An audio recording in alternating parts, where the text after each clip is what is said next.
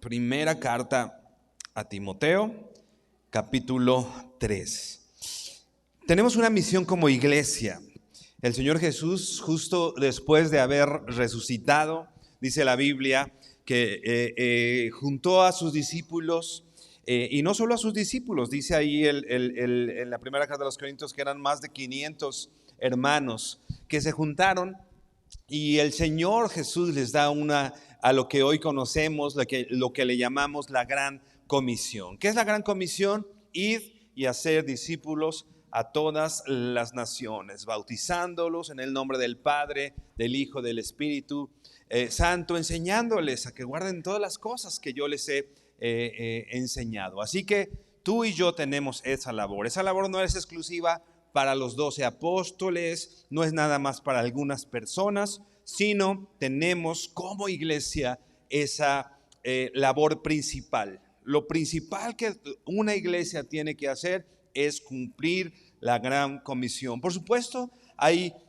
más cosas que hacemos, ¿no? Pero el fundamento o la guía de una iglesia, si una iglesia puede decir que está haciendo lo que Dios ha mandado, es predicar la palabra de Dios, enseñar, llevar las buenas nuevas, llevar el mensaje de salvación, llevar el evangelio a todas las naciones. Y esa, repito, es una labor de todos nosotros. Y si bien, repito, como iglesia hacemos algunas otras cosas, todas estas otras cosas tienen que ser tendientes a cumplir la Gran Comisión, ¿no? Si nosotros, por ejemplo, no sé, hay veces que podemos llevar alimentos a los necesitados, ¿no? Quizá podemos llevar alimentos a personas vulnerables. Hace algunas semanas hemos llevado alimentos a algunos campamentos de indocumentados, pero no solamente es el hecho de llegar y alimentarlos. Esa no es la labor de la iglesia. Llevar comida a ciertos lugares no es la labor principal de la iglesia. Eso solamente es una herramienta para predicar, para llevar el evangelio a estas personas. Así que no se trata solo de suplir ciertas necesidades, sino de llevar el evangelio. En todos lados, si alguien hace una buena obra, como llevar alimento, repito, como llevar ropa, vamos a ser bien recibidos en todos lados. La gente que hace eso es bien recibida en todos lados. Quizá el problema, o más bien el problema empieza cuando la iglesia empieza a hablar, ¿no?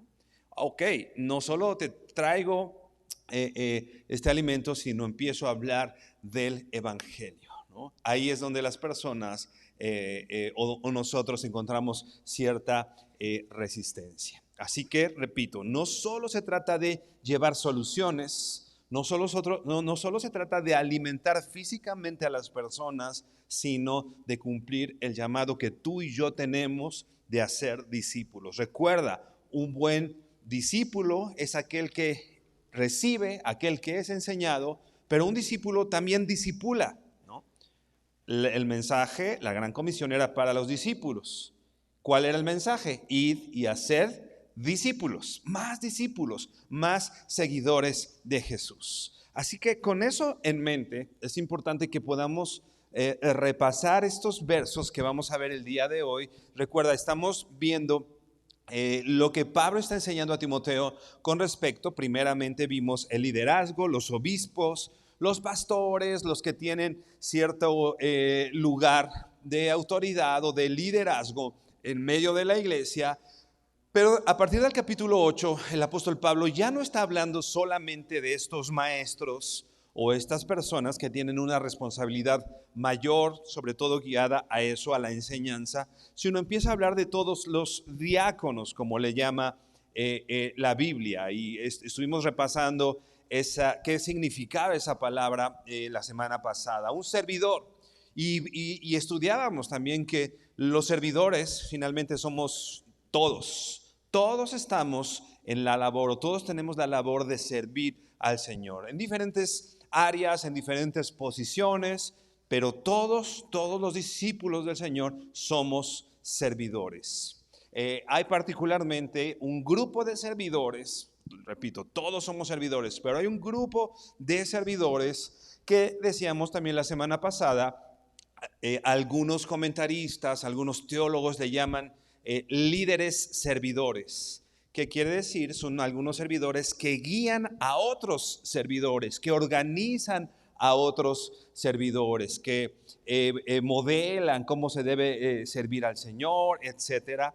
Tienen también una posición, vamos a decir, de liderazgo cuando, no sé, llegamos y una de nuestras hermanas de decanes nos invita a ir a cierto lugar para acomodarnos, de alguna manera nos está guiando, ¿no? Está tomando una posición de autoridad o de liderazgo. Es un servidor, pero un siervo líder, un siervo que tiene una labor importante en medio de la iglesia, ¿no? Como ya leíamos, nuestro hermano Fer nos leía 1 Timoteo 3:8, ¿no? Empieza hablando el apóstol y dice, verso 8, de la misma manera también los diáconos deben ser dignos de una sola palabra, no dados al mucho vino, ni amantes de ganancias deshonestas. Verso 9, sino guardando el misterio de la fe con limpia conciencia, que también estos sean sometidos a prueba primero, y si son irreprensibles, que entonces sirvan como diáconos, ¿no?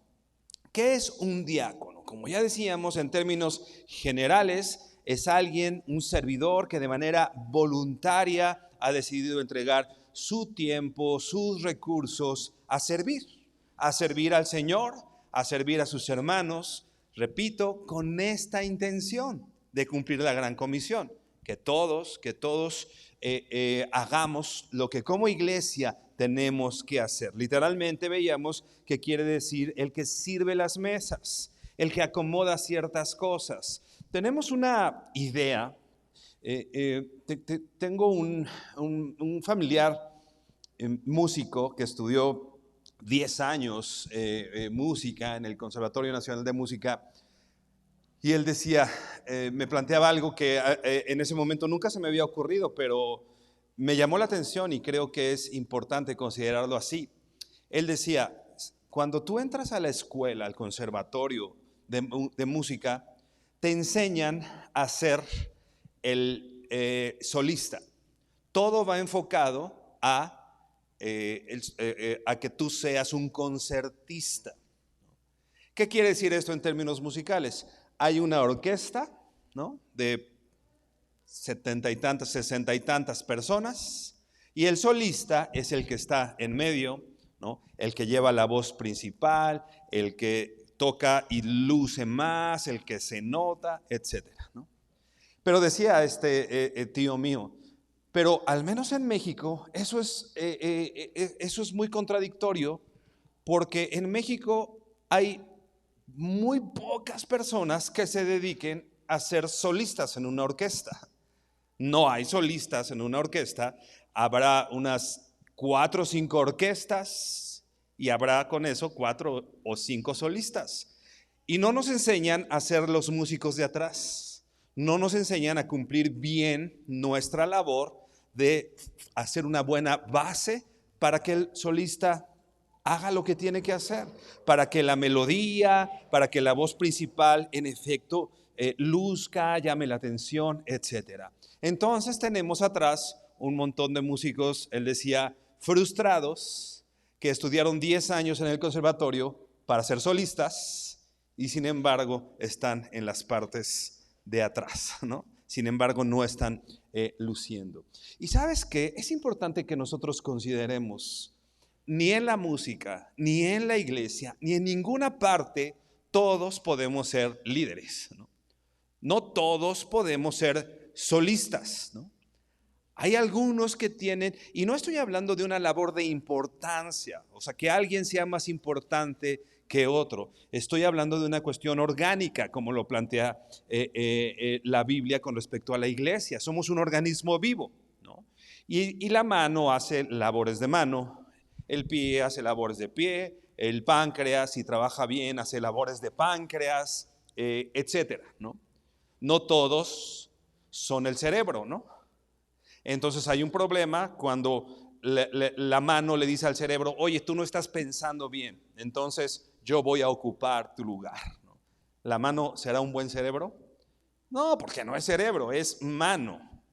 ¿Es una cuestión de importancia? No, es una cuestión orgánica. Cada quien tiene que hacer lo que Dios le llamó a hacer. Así en la iglesia, no todos vamos a ocupar las cuestiones de liderazgo. Muchas veces nosotros estamos y se nos habla mucho de que tú líder y tú líder. Y sí, tenemos una posición de liderazgo, pero en casa tiene que haber un líder que son los padres, ¿no? Pero en la escuela tiene que haber una autoridad y un líder que es el maestro, ¿no? Así en cada área es un principio, es un principio. Es bueno que haya personas con autoridad que guíen a las otras personas. Ve por favor a Éxodo 38, verso 22. Teniendo claro entonces que no todos tenemos esta posición de liderazgo, o que no todos tenemos esta posición de autoridad en la iglesia, y eso lo dice desde el libro de Éxodo, en el pueblo de Israel. Éxodo 38, verso 22, habla de Bezalel. No se dice mucho acerca de Bezalel, solo se dice que era alguien talentoso, que era alguien que tenía capacidades en las artes, en las ciertas capacidades en construir, etcétera. Y dice aquí, y Bezalel, hijo de Uri, hijo de Ur, de la tribu de Judá, hizo todas las cosas que Jehová mandó a Moisés. ¿Qué hizo Bezalel? Todas las cosas que Dios le mandó ¿a quién? A Moisés. ¿Te das cuenta? Dios le mandó cosas específicas a Moisés. ¿Pero quién fue el ejecutor? Bezalel, ¿no? ¿Quién es el que sale en la foto? Pues Moisés, ¿no? Porque yo te menciono a Moisés y todos aquí conocen a Moisés. Pero te dije Bezalel y ya, ¿quién es Bezalel, no? Sin embargo, aquí dice que Bezalel hizo todas las cosas que Dios le había mandado a Moisés. Era importante que un hombre con talento, y bueno, no solo talento, lo vamos a ver más adelante, pero con la capacidad necesaria, hiciera, porque Moisés no podía hacer todo. ¿Tú te acuerdas cuando Moisés hacía todo, ¿no? Y se levantaba a las 4 de la mañana y se dormía a las 11 de la mañana y de todas maneras no tenía contento al pueblo, ¿no? Entonces, ¿qué fue lo sabio? ¿Qué fue lo que le dijo Dios? Pues nombra hombres que hagan lo que tú no puedes hacer, ¿no? Y la semana pasada nosotros veíamos en el libro de los Hechos, en el capítulo 6, cómo los apóstoles tenían que dedicarse a estudiar la palabra del Señor, a predicar la palabra del Señor, y se iban a nombrar ciertas personas que hicieran ciertos trabajos de acuerdo a la necesidad de la iglesia. Ve ahora a Deuteronomio 1:38. Seguro sí ubicas el nombre de Josué, porque finalmente Josué fue el sucesor de Moisés, ¿no? Pero no es que un día apareció Josué y se volvió en el líder o en el patriarca solamente porque estuvo en el lugar correcto cuando se hizo la repartición de esas posiciones. No es así. Dice Deuteronomio 1:38 en la Reina Valera, dice: Josué, hijo de Nun, el cual te sirve. Dios le está hablando a Moisés y le está hablando de Josué y de ciertas labores que Josué tiene que hacer. Puntualmente, algo bien importante. Bueno, vamos a leer el texto. Dice: Josué, hijo de Nun, el cual te sirve, él entrará allá, anímale, porque él le hará heredar a Israel. Dios, a través de Josué, hizo que el pueblo de Israel heredara la tierra. O sea, lo que no pudo hacer Moisés, ¿te acuerdas? Moisés no pudo entrar a la tierra prometida, ¿no? Por no creerle a Dios finalmente. Y Dios tiene un trato con Moisés, le dice: tú no vas a poder entrar. ¿Y quién es el que entra? Josué. Así que Josué hace entrar al pueblo de Israel a la tierra prometida, no Moisés. Pero cuando Dios le está dando esa indicación a Moisés, Josué, dice así, Josué hijo de Nun, el cual te sirve. ¿Qué estaba haciendo Josué cuando fue tomado en cuenta para que entrara o para que él llevara al pueblo de Israel a tomar la tierra prometida? ¿Qué estaba haciendo? Sirviendo. ¿Qué hubiera pasado? ¿No? Eso por supuesto no lo dice la Biblia, pero ¿qué hubiera pasado si Josué decide no servir a Moisés? ¿Qué hubiera pasado si Josué dice, ¿por qué tú, Moisés? Hubo quien lo hizo, ¿te acuerdas? Hubo quien dijo, ¿por qué Moisés está ahí? ¿No? ¿Y por qué Dios le habla a Moisés y no a mí? Yo puedo estar en el lugar de Moisés. Hizo una revuelta con el pueblo y llegó y le dijo a Moisés, oye, ¿por qué tú sí y yo no? Pues yo también quiero y yo también puedo. Y todavía va Moisés y le dice a Dios, oye, mira este amigo. Y dice Dios que los va a destruir. Y Moisés todavía dice, no, espérate, Señor, ya quedé, vamos a platicar con él. Y se enfrasca y finalmente sucede una tragedia, ¿no?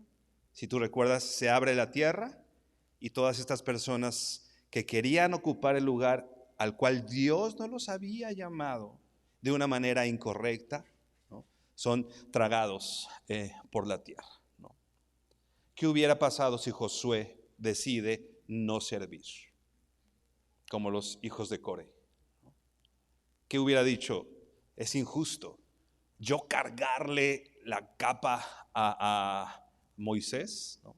O si el mismo Timoteo hubiera dicho, yo voy a andar de mandadero de Pablo cuando me dice, pues tráeme mis libros y tráeme mi suéter, ¿no?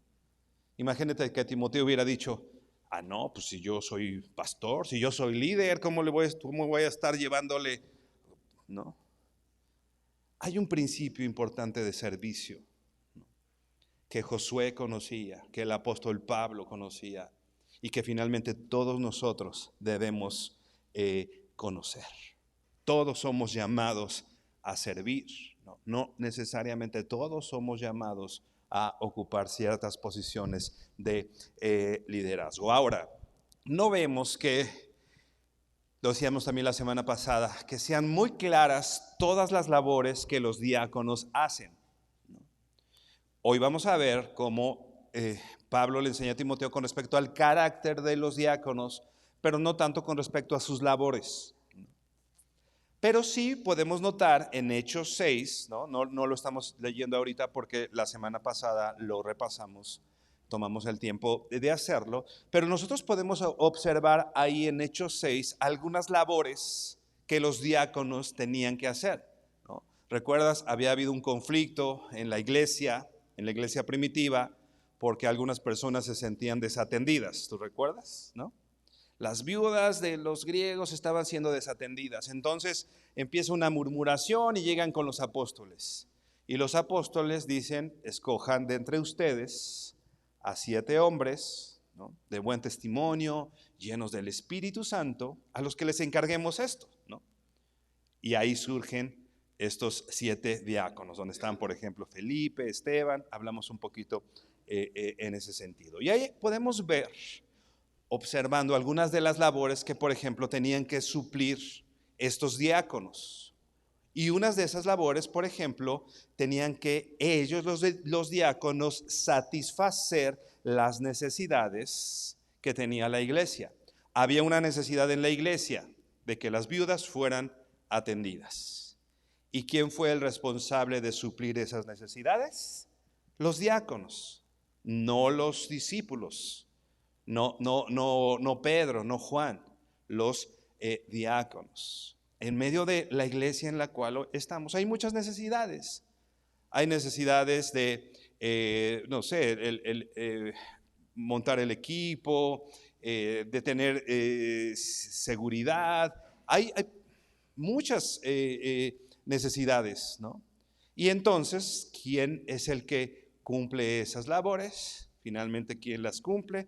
Es aquellos, como decíamos, que han decidido seguir ese llamado del Señor y suplen las necesidades. Esa es una de las labores que nosotros observamos en Hechos 6 con respecto a las labores o las responsabilidades de los diáconos. Satisfacer, ¿no? Ayudar a las personas.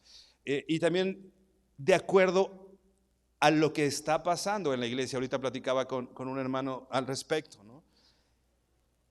No podemos pensar que hubiera diáconos en Hechos 6 que se encargaran de regular el estacionamiento de los carros, pues, ¿no?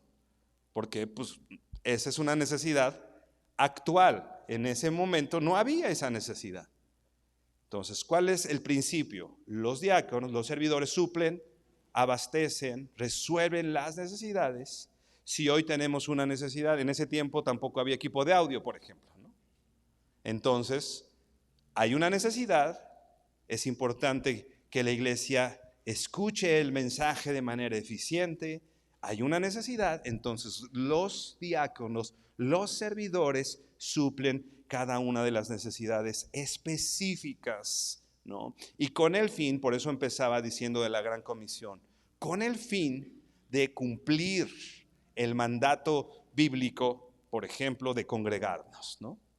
Todos estos servidores que hoy están aquí, la situación no solo es la labor específica que están haciendo, ¿no? de quizá ayudar a mantener limpio, de atender a las personas que se quieren inscribir a los discipulados. No solo es eso, sino que todos ellos están coadyuvando finalmente a cumplir el mandato bíblico de la predicación del evangelio, de que nos congreguemos, de que estemos juntos, reunidos, alabando y exaltando al Señor, ¿no? Una segunda responsabilidad es justamente esa.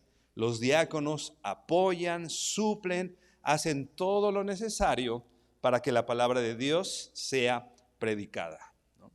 Otra vez, Hechos 6. Estamos observando lo que los diáconos hacían en Hechos 6. En Hechos 6 nosotros vemos que los discípulos, los apóstoles dicen: nosotros no podemos dedicarnos a predicar la palabra y aparte atender a las viudas. Entonces, ustedes atienden a las viudas, pero ¿cuál es la finalidad?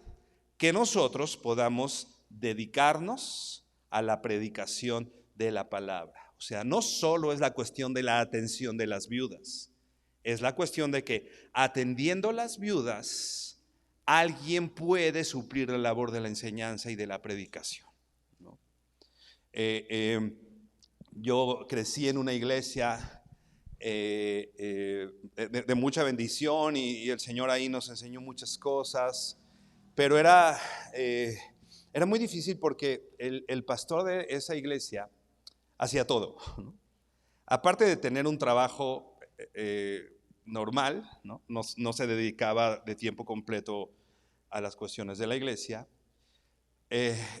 Bueno, no había equipo de audio, pero dirigía la alabanza, cantaba, repartía los botes de la ofrenda, atendía a las personas al final, hacía todo, ¿no?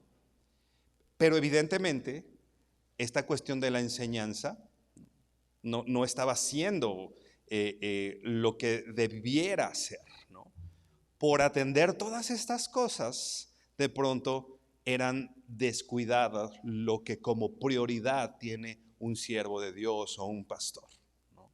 Y el diácono finalmente cumple esa labor, hace todo lo necesario para que la palabra de Dios sea predicada, ¿no? Yo me acuerdo hace muchos años, yo mucho tiempo serví en la alabanza, y ahorita ya es un poco diferente, pero usábamos uniforme en ese tiempo en la alabanza y siempre teníamos que llevar una camisa específica, ¿no? Y yo veía a mi mamá en la noche o temprano el domingo levantándose a planchar mis camisas, ¿no? Y yo le decía: mamá, no planchas mis camisas, yo las plancho. Pues ¿no? Yo ya estaba grandecito, pues, ¿no? Mamá, yo plancho mis camisas. Y mi mamá me decía: a ver, no te las estoy planchando a ti, mi hijo, se las estoy planchando al ministro de alabanza, ¿no? Se las estoy planchando al que sirve en la iglesia. en la alabanza. Este es mi servicio a Dios, no a ti como mi hijo, sino a ti como el que está proveyendo algo en medio de la iglesia. Esa es la labor de todos nosotros. Hay quien lo hace en casa planchando las camisas, ¿no? Hay quien lo hace acomodando las sillas, hay quien lo hace atendiendo a las personas, pero la finalidad de todo eso, repito, es que haya personas específicas que puedan hacer todo lo necesario para que el ministerio de la predicación de la palabra sea cumplido. Como servidor, esa es tu labor. No solo es el hecho de acomodar un cable o acomodar una silla. El hecho es que con eso tú estás cooperando con la verdad, como le dice Juan a Gallo en tercera de Juan. Tú estás cooperando para que la predicación sea predicada. Y por eso es importante tener en mente eso, recordar la misión que tenemos como iglesia, que es que la palabra de Dios sea predicada y que el evangelio de Cristo sea llevado a las naciones. Es por eso que el enemigo se deleita en generar división por cosas que ni siquiera son esenciales en la iglesia, como pasó en Hechos 6. La labor principal no era la atención a las viudas. La iglesia lo tiene que hacer, sí, la iglesia lo tiene que hacer. Y más adelante lo vamos a ver también en Timoteo, como dice que se le dé atención a las viudas en ese sentido, ¿no?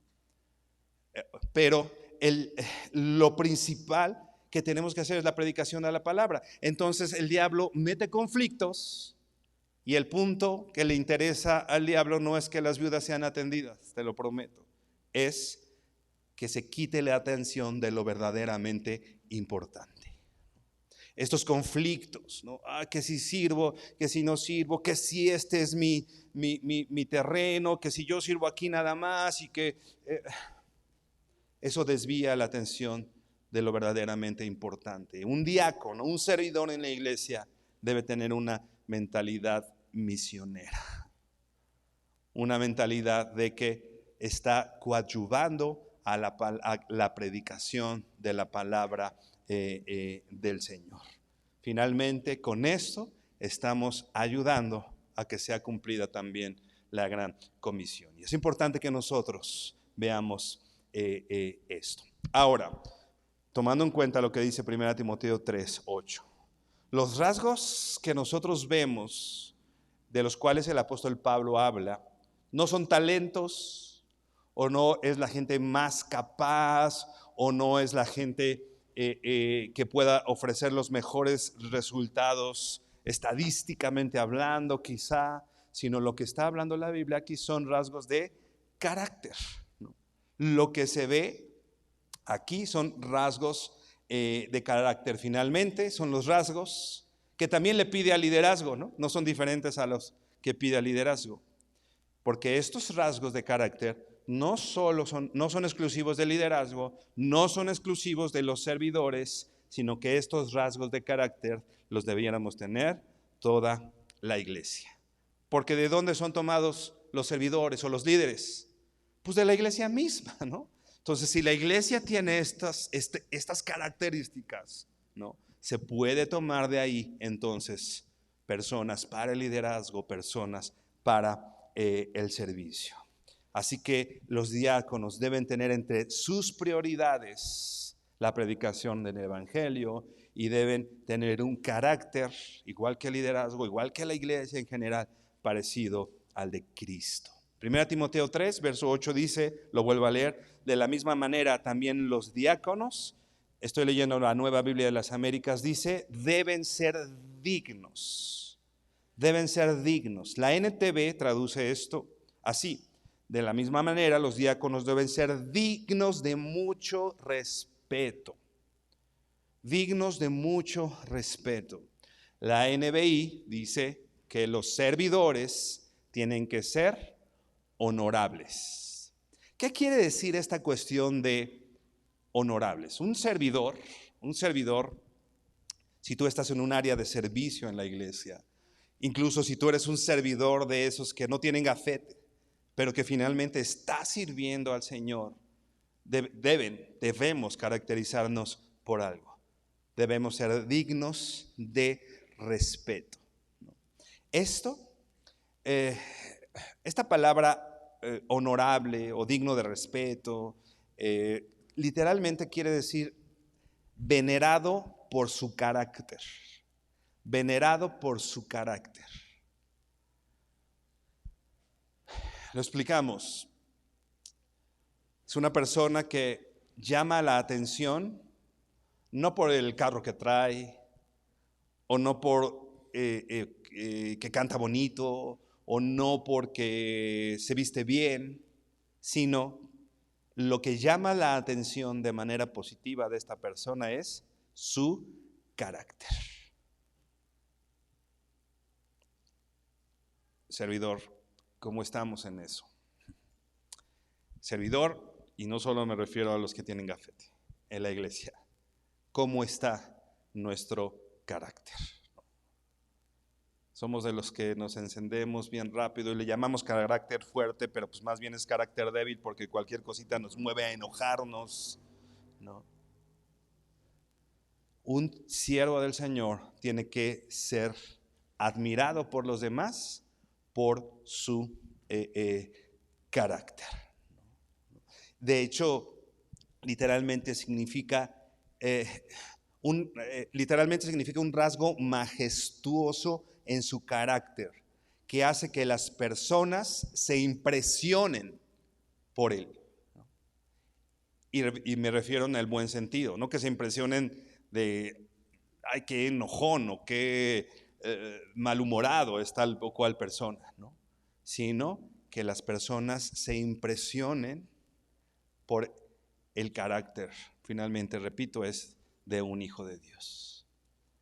¿Qué piensa la gente de tu carácter? La Biblia dice que los servidores, cuando sirven, deben tener buen testimonio de los de afuera.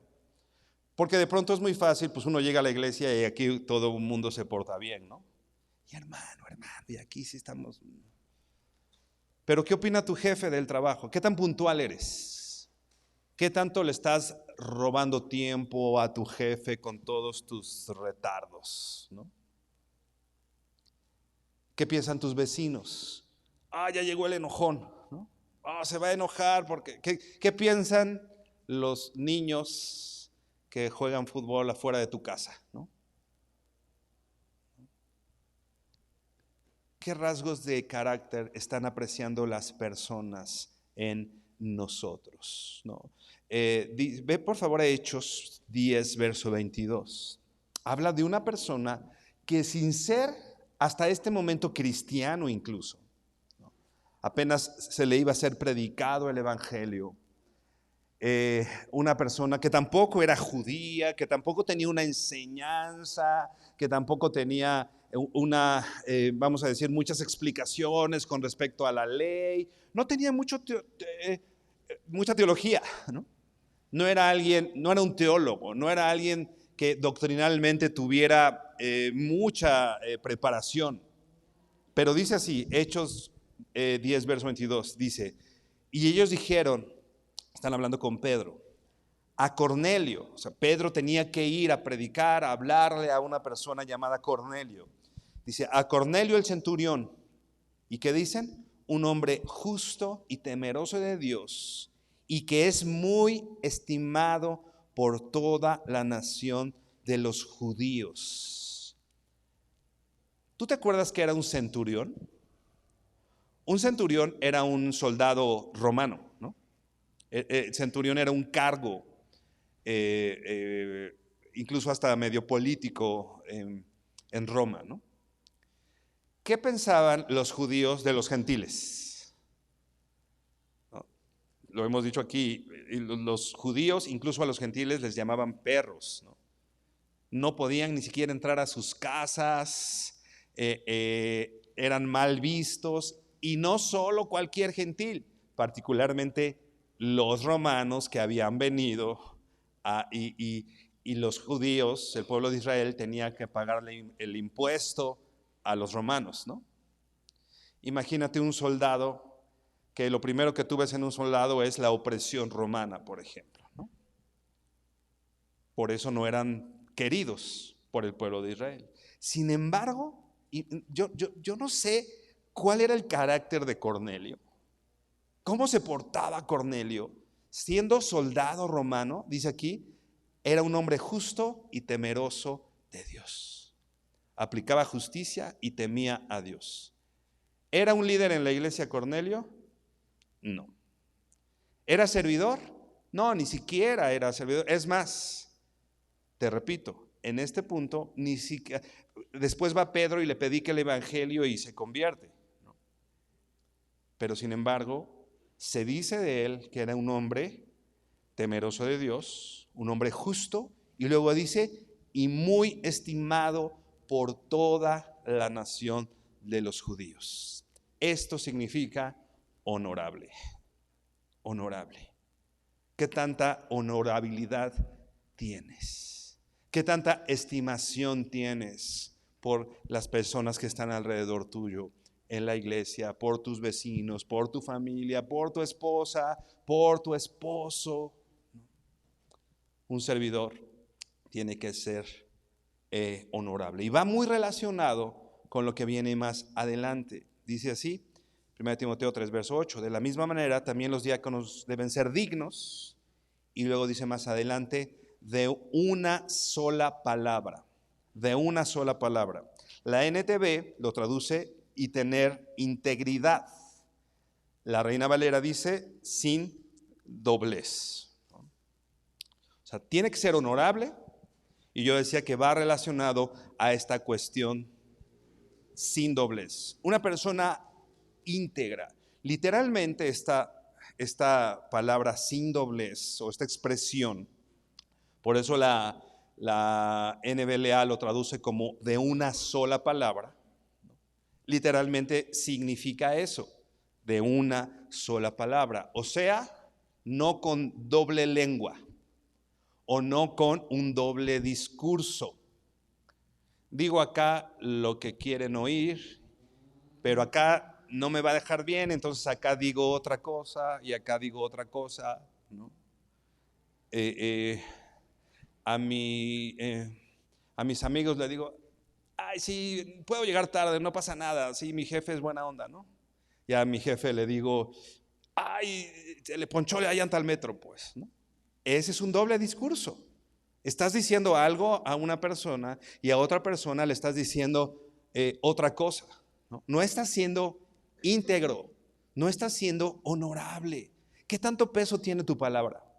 ¿Qué tanto las personas confían en lo que dices? Si tú dices que vas a estar en tal lugar, vas a estar, o sea, la gente puede estar tranquila de que tú vas a estar en ese lugar. O digo, es muy común, ¿no? Ya voy para allá, ¿no? Y apenas te estás bañando, ¿no? O sea, eso es común y la verdad es que en la cultura mexicana eso es, ya estoy aquí. ¿Dónde? O sea, es muy cotidiano, pero si somos honestos, eso es tener doblez. Estoy diciendo una cosa por acá, estoy diciendo otra cosa por allá. Significa justamente eso, una prohibición contra decir una cosa a una persona y una cosa diferente a otra persona. Cuestión, alguien que cuenta historias diferentes de acuerdo al contexto en el que está. En la iglesia digo algo, en el trabajo digo otra cosa y en casa digo otra cosa.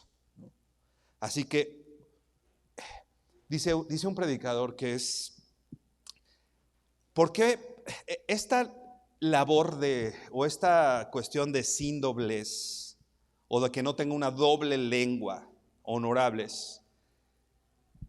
Esto, curiosamente, no se le pide a los pastores o a los obispos.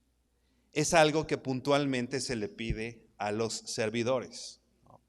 Y llama un poquito la atención. Repito, no que un líder no deba ser honorable, ¿no? Por supuesto, tiene que ser honorable y por supuesto, estos rasgos, repito, tienen que ser de todos los cristianos, incluyendo, por supuesto, al liderazgo, ¿no? Un pastor con un doble discurso definitivamente no es íntegro y tendríamos que pensar qué está pasando con esto, ¿no? Pero es claro que puntualmente Pablo le dice a Timoteo con respecto a los servidores. Un comentarista dice que su postura es como quien tiene mucho más contacto con la congregación misma son los servidores, ¿no? Cuando tú llegas y quieres un informe, te decimos, pasa a relaciones públicas, ¿no? Cuando quieres alguna situación, ve con los de granero o ve con, ¿no? O sea, hay personas que están atendiendo las necesidades de la iglesia, ¿no? Llegas y la primera atención te la da quizá alguien del ministerio de decanes, alguien del ministerio de seguridad. Al tener ese contacto mayor con la congregación, es bien importante que las personas, que los servidores, al tener ese mayor contacto, sean íntegros. Que les creamos, pues, ¿no? Que si el de relaciones públicas te dice algo, tú estás, es cierto, es verdadero. Que si el de seguridad te dice, oye, mira, no puedes hacer esto por esta situación, eso, que tengamos la claridad de que esto es cierto, ¿no? Por eso es que al menos este comentarista dice que es bien importante que los servidores particularmente tengan esta característica de no tener una doble lengua. Repito, ¿qué tanto valor le das a tu palabra? Hoy las palabras se las lleva el viento, ¿no? Antes incluso no había contratos firmados, ¿no? ¿Por qué se empezaron a hacer contratos firmados? Por lo que la gente dejó de cumplir su palabra. Pero antes, si era, vamos a cumplir esto, ¿no? Y vamos a hacerlo. Y era un trato. ¿Qué empeñó? Su palabra. Su palabra, nada más. Ni siquiera mi firma, ni siquiera. Es su palabra. ¿Qué tanto valor, repito, le das a tu palabra? Y aún más, hablando en el contexto del servicio y de esta cuestión con las demás personas, ¿qué tanto valor le dan las personas a tu palabra, a lo que dices, ¿no? ¿Te creen? ¿O tantas veces hemos tenido dobles discursos que ya no nos creen, ¿no? Nuestros hijos, por ejemplo, ¿no? Mañana te llevo, mañana, y ese mañana se convierte en nunca, ¿no? Mañana lo hacemos, mañana. ¿Qué tanto valor le dan tus hijos a lo que dices? Las personas. Usando el mismo ejemplo, voy a llegar a tal lugar a tal hora. Creo que he puesto el ejemplo aquí. Cuando hice el servicio militar,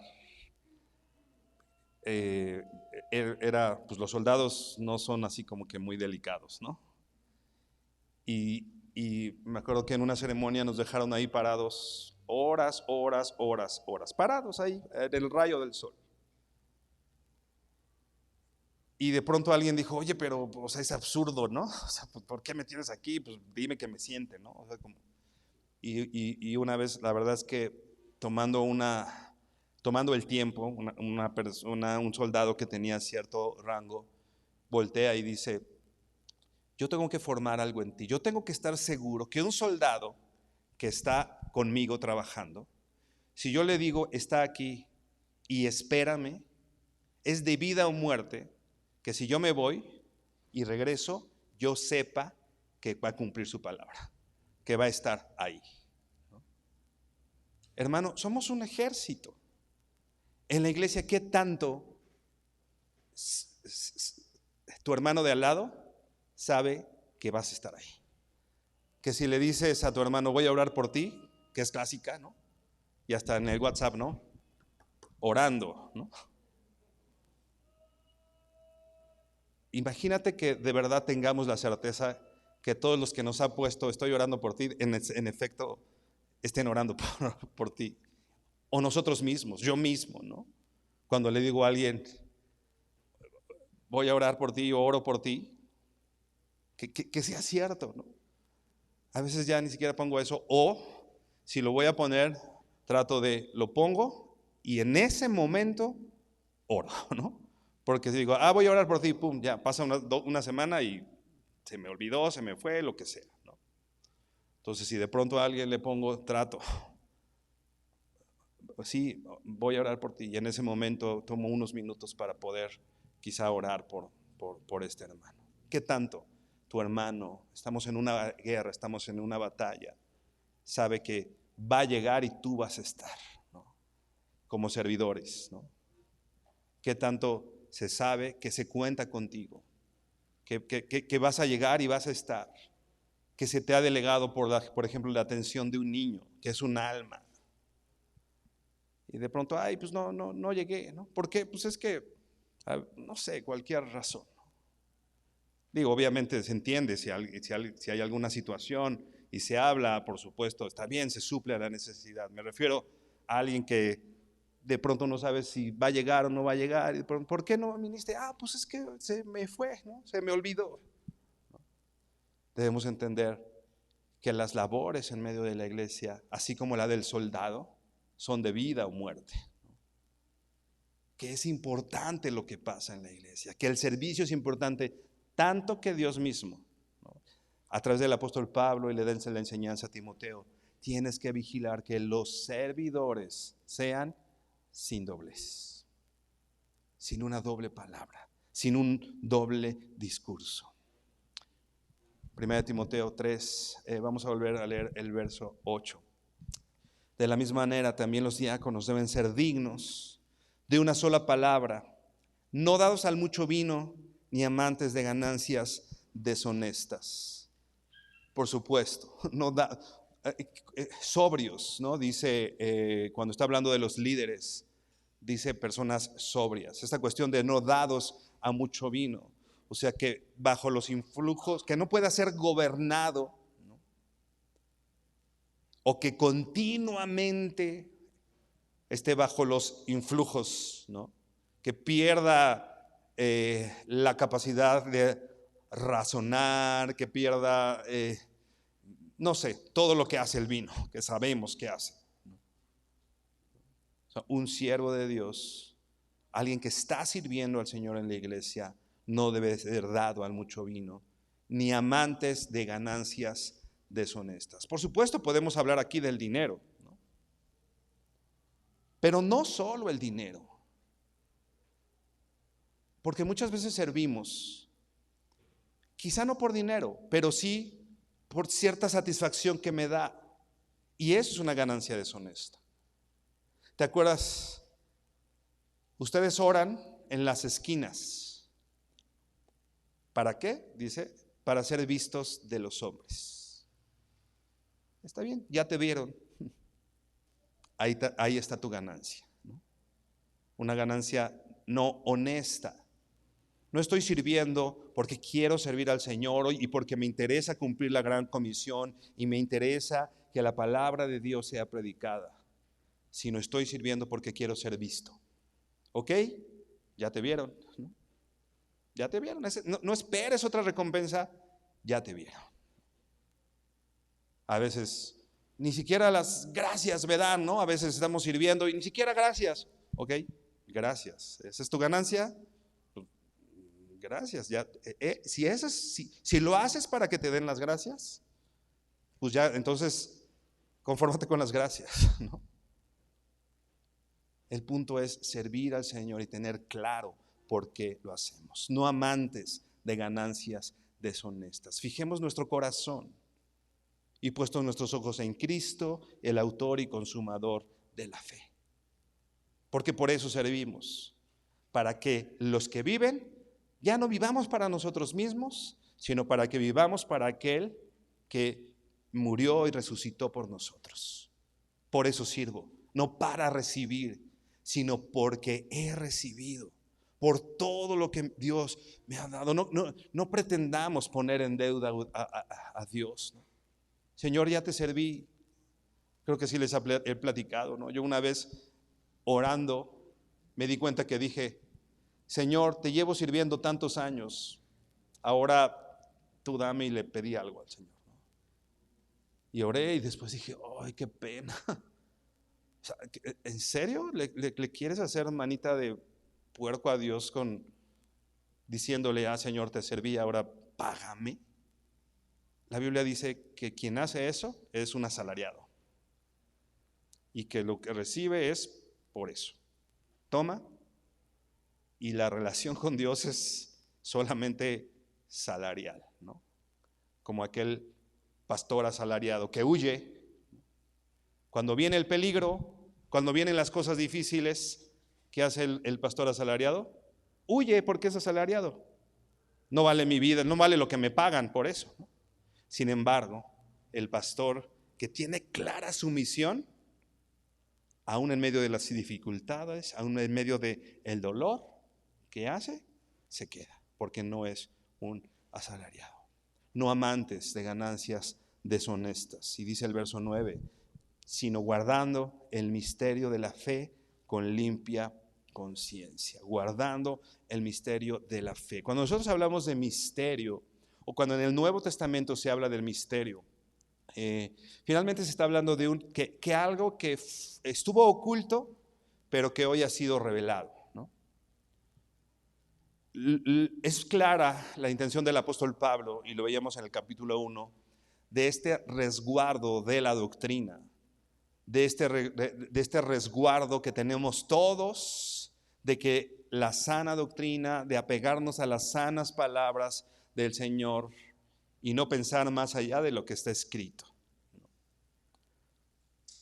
Un servidor es aquel que también está adherido, que estudia, que sabe, que conoce la Biblia, que conoce la doctrina. Otra vez, el conocimiento no es exclusivo. Él es mi maestro, él tiene que saber. No es así. El conocimiento es para cualquier discípulo de Cristo. Así que estudia, y créeme que hay muchas cosas buenas en YouTube, pero no vale tanto. Así ya oí 5 prédicas por YouTube. No, ese no es discipulado. Oye, las digo, esta va a estar en YouTube, ¿no?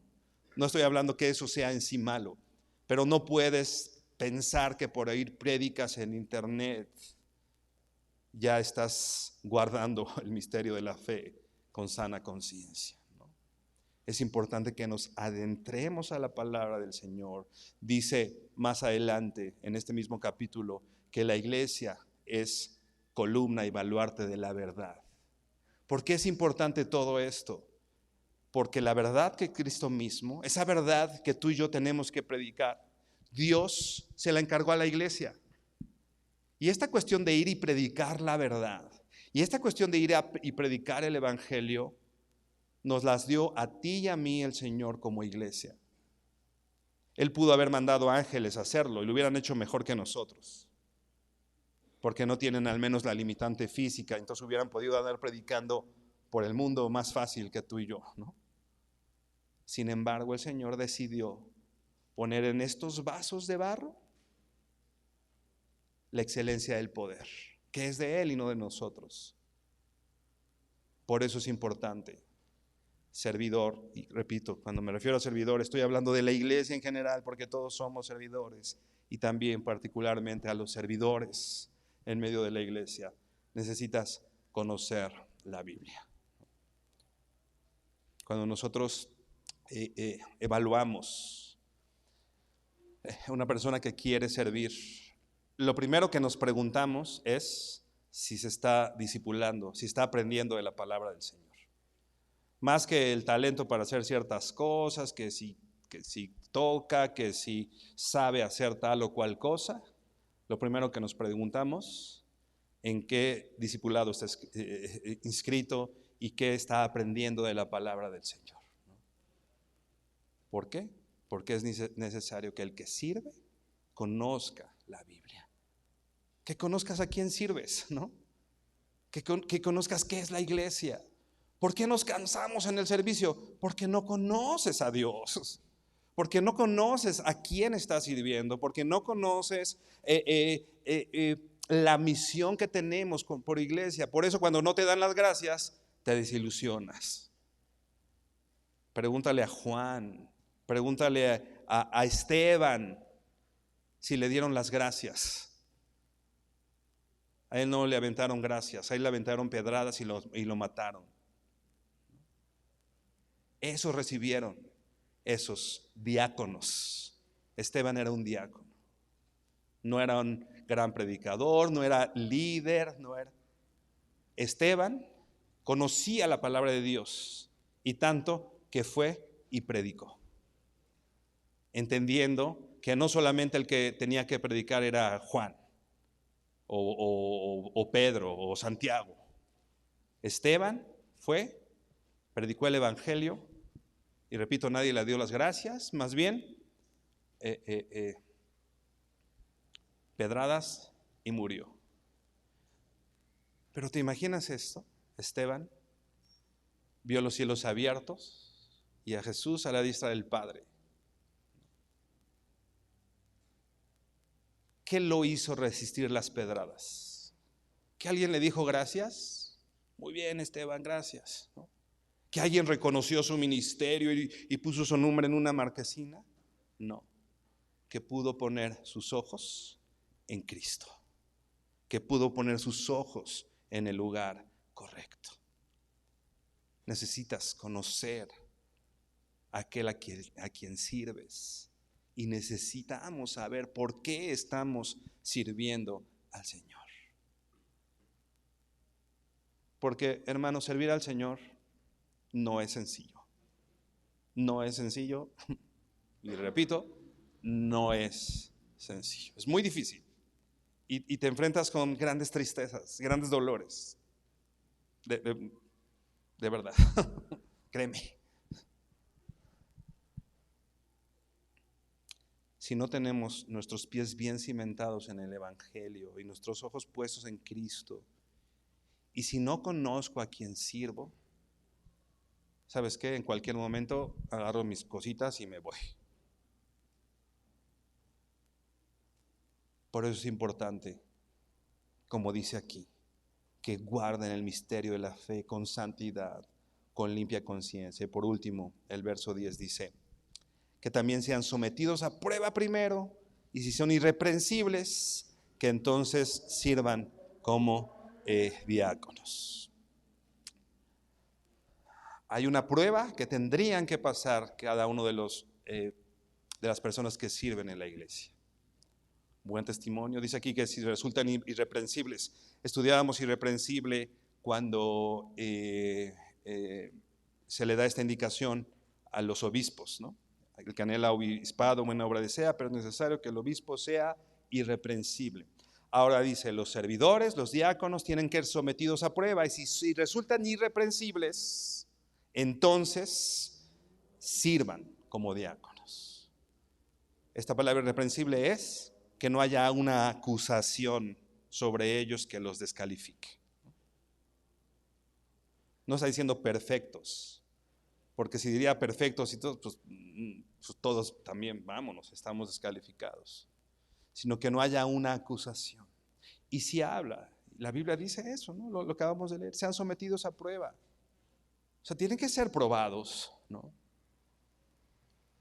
Su perseverancia en el ministerio, su perseverancia en la palabra de Dios, ¿no? Y si en esa prueba no resultan bien, o más bien dice que cuando en esa, que sean probados primero, y si son probados, entonces sirvan, ¿no? Estoy seguro que las pruebas para los diáconos en la época de Timoteo eran mucho más complicadas que las que hoy padecemos. Hoy la prueba es discipúlate, estar integrado al discipulado después de los 2 primeros discipulados, ¿no? El módulo 1 y módulo 2, que tomes algún otro estudio entre semana, miércoles, jóvenes para los jóvenes, ¿no? Que estés tomando por lo menos 2 estudios. créeme que eso está más fácil que ser corretado y apedreado a donde te pares, ¿no? Las pruebas en ese entonces eran más complicadas. Estoy convencido que la comodidad de pronto ha hecho en nosotros siervos débiles, siervos que nos cansamos rápido, pero eso lo ha causado la comodidad, ¿no? Ves iglesias o lugares en los cuales no hay luz, lugares un poco quizá insalubres, a los cuales la gente para congregarse, existen esos lugares, hermano, que tienen que caminar 3 días, existen esos lugares, no es un cuento. Existen personas en México que caminan y atraviesan ríos y en lancha y todo para llegar a la iglesia más cercana, para poder congregarse. Eso existe hoy, en la actualidad. La comodidad de pronto, ay, a las 10:50, ¿por qué no a las 11? Otros 10 minutitos de sueño, ¿no? La comodidad de pronto nos ha hecho débiles, hermano.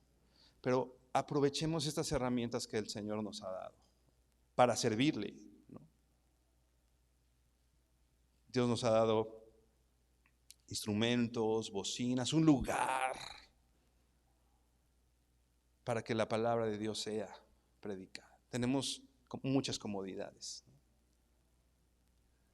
pero es importante que sepamos que sin duda vamos a enfrentar en medio del servicio situaciones difíciles.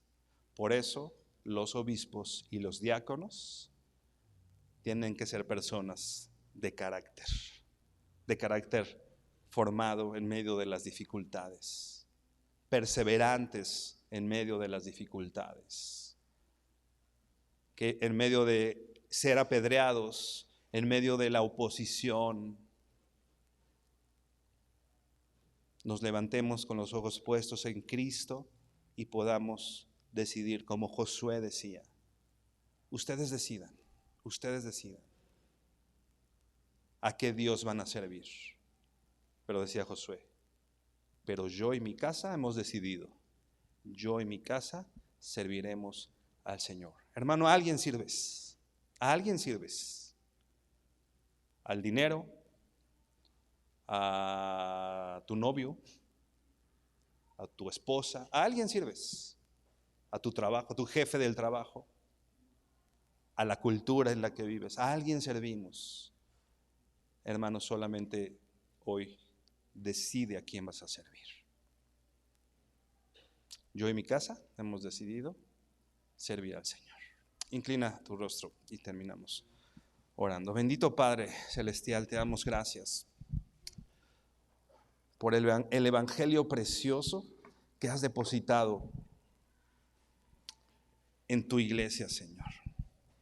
El evangelio precioso que has puesto, Señor, estas palabras de vida, estas palabras que son espíritu y que son vida, Dios, y que tú has depositado, Señor, en esta tu iglesia como columna, como cimiento de esa verdad, y nos has llamado a predicar y a levantarnos, y como Esteban, y como Pablo, y como Juan, y como Pedro, y como cada uno de los discípulos siervos tuyos que vivieron contigo, pero que sin embargo su servicio implicó el dar su vida, el entregar su vida, el dejar su tierra y su parentela, el dejarlo todo, porque habían entendido que el propósito de su vida estaba en las palabras de Jesucristo. Conocerte a ti, guardar tus mandamientos, ese es el todo del hombre, Señor. Danos, Señor, el entendimiento claro de que somos siervos. Como decía el apóstol Pablo, antes yo era siervo del pecado. Y muchos vivíamos así y estábamos conformes sirviendo al pecado. Y no decíamos mucho, solamente por la consecuencia que a veces era dura.